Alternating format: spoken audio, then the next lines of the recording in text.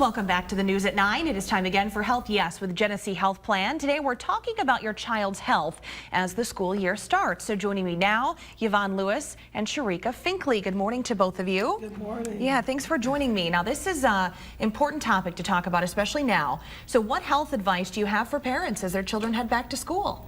Well, it's important for us at the Genesee Health Plan that everybody has a plan for their health. So part of that is getting their children immunized, making sure that their health records are all in place. And we partner with other organizations intentionally to make sure that we can assist as children go back to school. Now, Genesee Health Plan has community health workers in Flint schools, particularly to help parents keep their children healthy. So what is a community health worker? How do they assist families? Okay.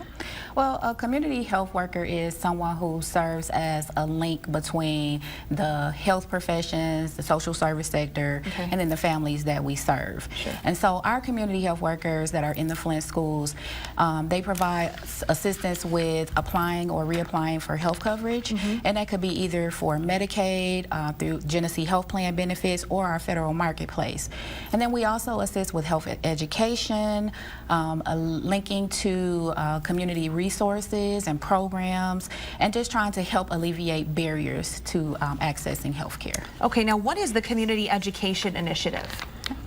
Well, the community education initiative was something that has been in the schools in the past and kind of went away. And then through a grant through the CS Mott Foundation, the CREM Foundation has been put in the lead position to oversee the community education initiative.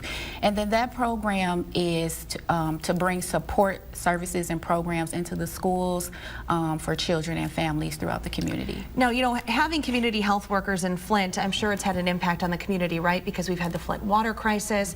So have you found that's been a very valuable resource in addition? Yes, we do think it's a very valuable resource because we started off as a pilot program in only 4 of the Flint schools, and now we're in all of the Flint schools, including a charter school. So what we find is that the parents have another opportunity to link to services, and as Sharika said, they can specifically work with a health worker to ensure that those questions that they may not have been able to answer, they find the resources and access to those services. So what are some of those resources available at the schools that folks may not be aware are available to them?